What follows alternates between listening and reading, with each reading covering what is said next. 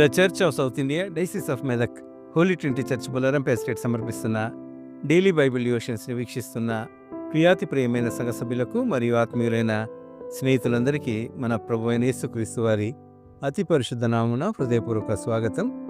దేవుని ప్రజలకు తోడుగా ఉన్న దేవుని కుడిహస్తము, God's right hand upholding God's people అనే ఈనాటి అంశంపై doctor mrs P Pramila Vivekanand గారు అందించే దైవ సందేశాన్ని విందాం.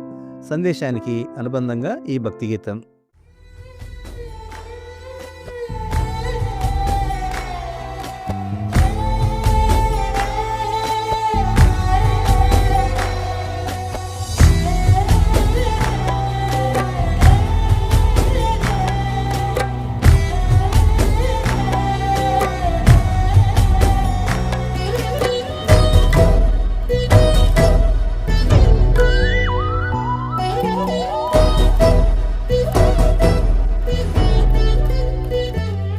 నా కుడి చేతి వైపునా చాచిన నీ బాహువే, నా కుడి చేతి వైపునా చాచిన నీ బాహువే, నన్ను నడిపించుచున్నది,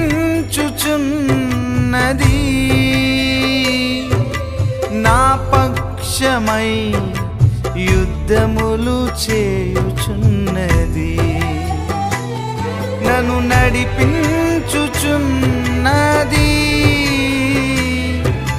నా పక్షమై యుద్ధములు చేయుచున్నది. నా బాహుబలము కాదయా యేసయ్యా, నీ దక్షిణ హస్తమే జయమిచ్చుచున్నది. నా బాహుబలము కాదయా,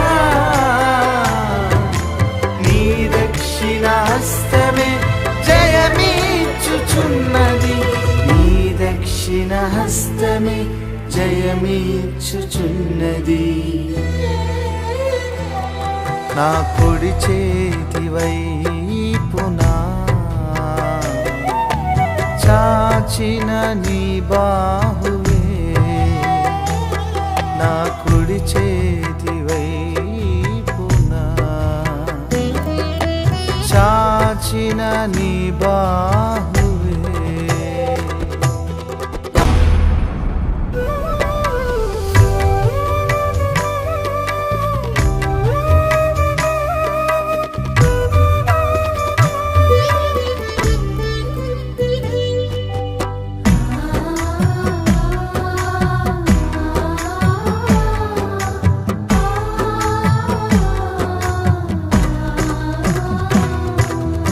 అరణ్య మార్గములో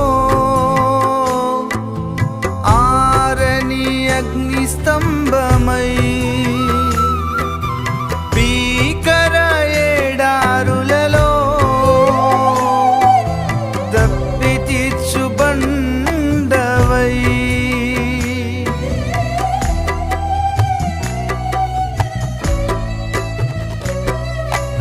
అరణ్య మార్గములో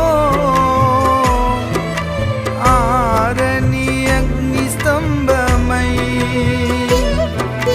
భీకర ఎడారులలో దప్పి తీర్చు బండవై, నాకు వెలుగునిచ్చుచున్నది, నన్ను వెంబడించుచున్నది, నాకు వెలుగునిచ్చుచున్నది, నన్ను వెంబడించుచున్నది. నా బాహుబలము కాదయా యేసయ్యా, నీ దక్షిణ హస్తమే జయమిచ్చుచున్నది. నా బాహుబలము కాదయా యేసయ్యా, నీ దక్షిణ హస్తమే జయమిచ్చుచున్నది, నీ దక్షిణ హస్తమే జయమిచ్చుచున్నది. నా కుడి చేతి వైపునా చాచిన నీ బాహువే, నా కుడి చేతి వైపునా చాచిన నీ బాహువే.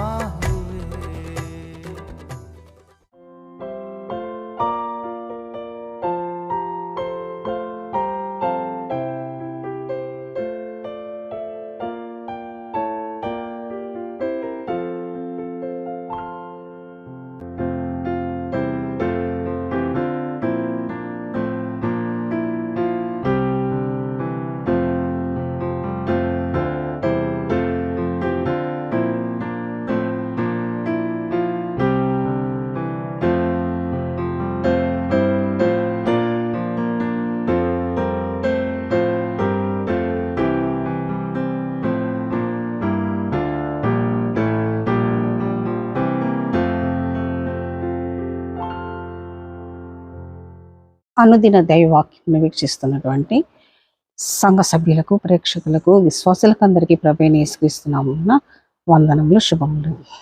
చిన్న ప్రార్థన చేసుకున్నాము.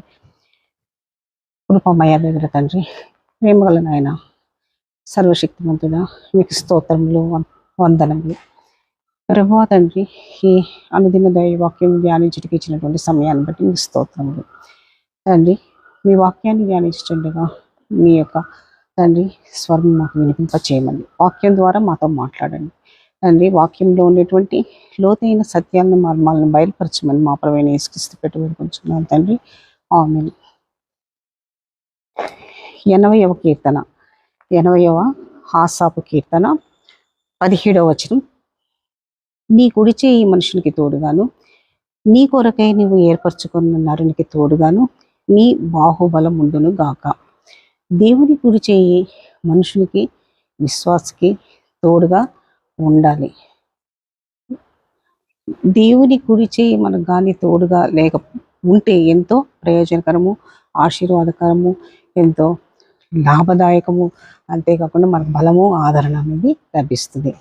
ఒకవేళ మనము సైతాను చేతిలో ఉంటే అది ఎప్పుడు మనం మింగుదామా అని కాచుకొని ఉంటుంది. అంతేకాకుండా మన యొక్క విలువైన సమయాన్ని, ఆత్మీయ వరాలని దోచుకుంటుంది, అపహరిస్తుంది. అందుకే మా రక్షకుడైన యేసుక్రీస్తు యొక్క చేతిలో, మన కుడి చేతిలో మనము మన జీవితాన్ని అప్పగించుకోవాలి. మనము ఏ విధంగా మన జీవితాల్ని దేవునికి అప్పగించినప్పుడు, ఆయన చేతిలో మనం ఉన్నప్పుడు మనల్ని ఏ విధంగా ప్రభు మనల్ని బలపరిచి స్థిరపరుస్తాడో అన్నటువంటి విషయాన్ని మనము ఈ పరిశుద్ధ లేఖనాల్లో నుండి కొన్ని విషయాన్ని ధ్యానించుకుందాం. ప్రకటన గ్రంథము 1వ అధ్యాయము 17వ వచనం. నేను ఆయన చూడగానే చచ్చిన వాని వలె ఆయన పాదముల యొద్ద పడి తిని, ఆయన కుడి చేతిని నా మీద ఉంచి నాతో ఇట్లా, నేను భయపడకము, భయపడకము. దేవుడు మనకు భయపడకము అని అభయం ఇస్తున్నాడు, భద్రత ఇస్తున్నాడు. మనము ఆయన చేతిలో ఉన్నప్పుడు ఖచ్చితంగా మనకు ఆ యొక్క భద్రత, భయం అనేది మనకు భయపడము. ఆ యొక్క అభయం అనేది దేవుడు మనకు అనుగ్రహించే దేవుడు. ఇక్కడ మనకు యోహాను భక్తుడు యేసయ్య రొమ్మున ఆనుకొని ఉండేవాడు. కల్వరి సిలువలో కూడా యోహాను భక్తుడు యేసయ్యకి ఎంత దగ్గరగా ఉన్నాడంటే, యేసయ్య స్వరము, ఆయన మాట వినేంత దగ్గరగా ఉన్నాడు. అంటే ఆ సమయంలోనే క్రీస్తు ప్రభు యోహానికి తన తల్లి యొక్క బాధ్యతలను అప్పగించాడు. అంటే క్రీస్తు ప్రభు యోహాన్ని అక్కడ బలపరిచాడు. కాబట్టి యోహాను భక్తుడు రాసినటువంటి ప్రకటన గ్రంథము యుగ సమాప్తిని తెలియపరిచేటటువంటి గ్రంథాన్ని వ్రాయగలిగాడు. 90 సంవత్సరముల వయసులో పద్మాసు దీపంలో వనవాసి అయి ఉన్నప్పుడు యోహాను బలపరచగలిగాడు, రాయగలిగాడంటే క్రీస్తును విశ్వసించినటువంటి మనము కూడా ఆయన దగ్గరగా జీవిస్తే మనం కూడా ఆ యొక్క ఆ, మనకు కూడా ఆ యొక్క బలము బాధ్యత మనకు అప్పగిస్తాడు దేవుడు. తన రాజ్య వ్యాప్తి కోసము మహిమ కొరకు మన జీవితాన్ని వినియోగింపబడాలి. అంతేకాకుండా మనకు అభయం ఇవ్వడమే కాకుండా పడిపోయిన స్థితిలో నుండి కూడా లేవనెత్తేటటువంటి శక్తిమంతుడు మన దేవుడు. కాబట్టి యెషయా గ్రంథము 41వ అధ్యాయం 13వ వచనంలో దేవుడు తన కుడి చేతి నీ కుడి చేతిని పట్టుకొని బలపరిచి చేతిని పట్టుకొని సహాయం చేస్తాడు. కాబట్టి మన కుడి చేతిని పట్టుకొని ఆయన మనకు సహాయం చేసేటటువంటి గొప్ప దేవుడు. బలమైన కార్యాలు మన జీవితాల్లో చేస్తాడు. రెండవదిగా చూస్తే 1 పేతురు 5వ అధ్యాయము 1 పేతురు 5వ అధ్యాయము 6వ వచనం. దేవుడు తగిన సమయమందు మనల్ని హెచ్చించున్నట్లు ఆయన బలమైన చేతి క్రింద దీన మనస్కులై ఉండిడి. ఆయన చేతి కింద, ఆయన బలిష్టమైన చేతి కింద మనము దీన మనస్కులై ఉండాలి. అప్పుడు తగిన సమయం ముందు ఆయన మనల్ని హెచ్చిస్తాడు. అందుకని మనల్ని తగ్గించుకున్నప్పుడే దేవుడు మనల్ని హెచ్చిస్తాడు. దేవుని కుడి చేయి బలిష్టమైనటువంటి కుడి చేయి. కాబట్టి ఆ పై వచనంలోనే 1 పేతురు 5వ అధ్యాయం 5వ వచనంలో మీరందరూ ఎదుటివాని ఎడల దీన మనస్సు అను వస్త్రం ధరించుకొని మిమ్మును అలంకరించుకొనుడి. దేవుడు అహంకారులను ఎదిరించి దీనుని కృప అనుగ్రహించును. కాబట్టి మీరందరూ దీన మనస్సు అనేటటువంటి వస్త్రాలను ధరించుకోండి. కాబట్టి దీనుల పట్ల ఆయన కృప చూపేటటువంటి గొప్ప దేవుడు మన యేసు ప్రభువు. యేసు ప్రభువు తన పర్వత ప్రసంగాల్లో కూడా చెప్పినటువంటి ధన్యతలో మొదటి ధన్యత దీనత్వం గురించి చెప్పారు. ఆత్మ విషయమై దీనులైనటువంటి వారు ధన్యులు, పరలోక రాజ్యము వారిది. అంతేకాకుండా క్రీస్తు ప్రభు తన శిష్యులకు ఒక ఉపమానం బోధించారు. లూకాసు సువార్త 12వ అధ్యాయం 9వ వచనం నుంచి 14వ వచనంలో సుంకరి పరిసయ్యుని గురించి. ఆ ఉపమానంలో సుంకరి పరిసయ్యుల యొక్క ప్రార్థన ఉంది. ఆ సుంకరి పరిసయ్యుని యొక్క ప్రార్థనలో స్వనీతి, స్వలాభము, స్వార్థము, దర్పము ఇవి తొణికిసలాడతాయి. కానీ సుంకరి ప్రార్థనలో మాత్రము దీనుడై తన్ను తాను తగ్గించుకున్నాడు. ఆకాశం వైపు కూడా తల ఎత్తడానికి, ఆయనకి చూడడానికి కూడా ఆయన అంత భయపడి బాధపడేవాడు. తన పాపినని ఒప్పుకున్నాడు, పశ్చాత్తాప పొందాడు. తన్ను తాను, అందుకే యేసు ప్రభు వారు అక్కడ ఆ అధ్యాయంలో ఆ చివర తన్ను తాను హెచ్చించుకున్నవాడు తగ్గింపబడును, తన్ను తాను తగ్గించుకున్నవాడు హెచ్చింపబడును అని తెలిపారు. తర్వాత చివరిగా యోహాను సువార్త 10వ అధ్యాయము 28వ వచనం చూద్దాం. యోహాను సువార్త 10వ అధ్యాయము 28-29. నేను వాటికి నిత్య జీవం ఇచ్చుచున్నాను కనుక అవి ఎన్నటికి నశింపము, ఎవడును వాటిని నా చేతిలో నుండి అపహరింపడు. వాటిని నాకిచ్చిన నా తండ్రి అందరికంటే గొప్పవాడు గనుక నా తండ్రి చేతిలో నుండి ఎవడు వాటిని అపహరింపడు.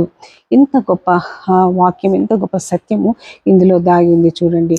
ఆయన చేతిలో మనం ఉంటే మనకు భద్రత అనే నిత్య జీవం అనేది ఉంటుంది.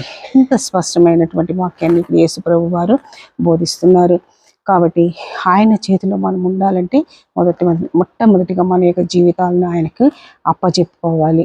క్రీస్తు ప్రభువుని విశ్వసించినప్పుడే మనకు నిత్య జీవం ఉంటుంది. అందుకే యోహాను సువార్త 3వ అధ్యాయం 16వ వచనంలో నేను లోకమును ప్రేమించి ఉన్నాను కాగా ఆయన తన అద్వితీయ కుమారునిగా పుట్టిన వాని యందు విశ్వాసము ఉంచు ప్రతి వాడును నశింపక నిత్య జీవం పొందునని ఆయనను అనుగ్రహించను. ప్రభువు మన పక్షాన ఉన్నారు. మన పక్షాన ఉండి మన పాపములకు ప్రాయశ్చిత్తముగా ఆయన శిలువ మీద రక్తం కార్చారు మన కొరకు. అంతేకాకుండా మన కొరకు శిల్వ మరణ పునరుత్థానుడైనటువంటి యేసుక్రీస్తు ప్రభువును మనము విశ్వసించాలి. ఆయన మన సొంత రక్షకంగా అంగీకరించాలి. అంగీకరించినప్పుడు ఆయన చేతిలో మనము ఉంటాము. దేవుని ప్రేమలో మనం ఎదగగలుగుతాం. ఏ దేవుని విశ్వసించిన రక్షణ పొందినప్పుడే మనం రెండవ రాకడలో కొనిపోబడతాం. చివరిగా దానియేలు గ్రంథము 3వ అధ్యాయము 13 నుంచి 15 వచనంలో క్లుప్తంగా మనం ధ్యానించినట్లయితే ఇక్కడ నెబుకద్నెజరు నిలువెత్తు బంగారు విగ్రహాన్ని పెడతాడు.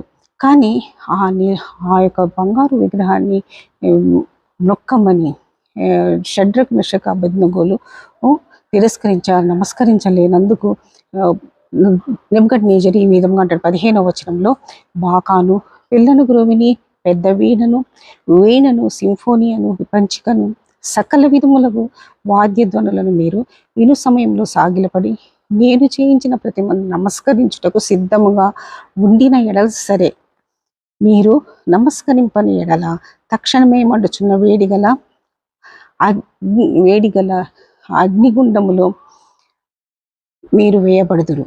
నా చేతిలో నుండి మిమ్మును విడిపింపగల దేవుడు ఎక్కడ ఉన్నాడు? నా చేతిలో నుండి మిమ్మును విడిపింపగల దేవుడు ఎక్కడున్నాడు అని నెబుకద్నెజరు వారికి సవాలు విసురుతాడు. కానీ వారు ఆ యొక్క బంగారు ప్రతిమకు నమస్కరించలేదు. కానీ అక్కడ దేవుడు గొప్ప కార్యం జరిగించాడు. అంతేకాకుండా ఆ యొక్క అద్భుత కార్యము జరిగించడమే కాకుండా వాళ్ళు రక్షించడంతో నెబుకద్నెజరు చివరికి మనకు 29వ వచనంలో చూస్తే, ఈ విధముగా రక్షించుటకు సమర్థుడకు దేవుడు కాక మరి ఏ దేవుడును లేడు అంటాడు. అంటే మీ దేవుడే పూజార్హుడు, పూజనీయుడు, అటువంటి గొప్ప దేవుడు ఎక్కడా లేడని చెప్తాడు. కాబట్టి మన రక్షకుడైనటువంటి యేసుక్రీస్తు ప్రభు యొక్క చేతిలో, కుడి చేతిలో మనం ఉన్నప్పుడు మనకు భద్రత, అభయము మనల్ని ఇవ్వడమే కాకుండా మనల్ని బలపరిచి మనల్ని నిత్య రాజ్యంలోకి వెళ్ళుటకు, నిత్య జీవాన్ని అనుగ్రహించే గొప్ప దేవుడు మనకు ఉన్నాడు. కాబట్టి ఆ యొక్క రక్షణ భాగ్యాన్ని మనకి ఇచ్చిన దేవుడిని ఎప్పుడు నిరంతరం ఆయన్ని స్తుతించాలి. దేవుడి కొద్ది వాక్యాన్ని దీవించి ఆశీర్వదించును.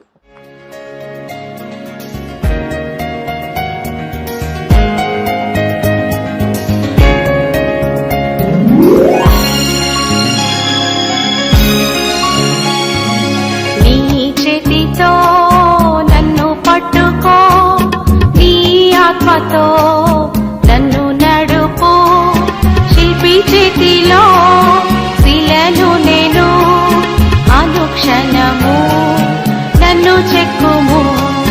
శిల్పి చేతిలో శిలను నేను, అనుక్షణము నన్ను చెక్కుము.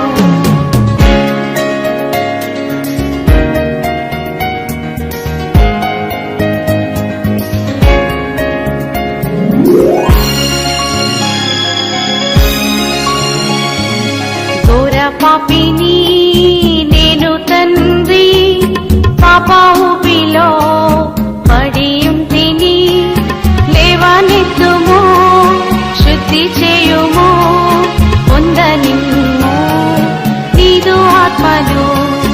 లేవనెత్తుము, శుద్ధి చేయుము, పొందనిమ్ము నీదు ఆత్మను.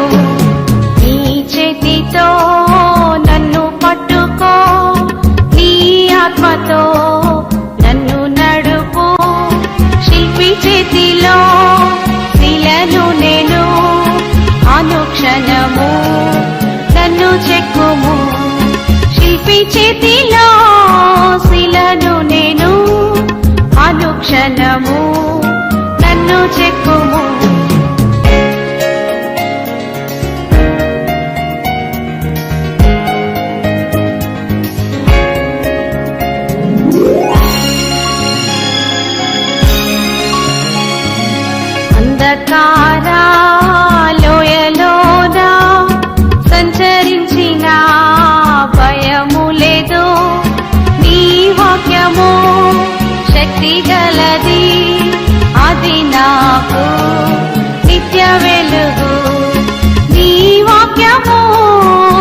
శక్తి గలది, అది నాకు నిత్య వెలుగు.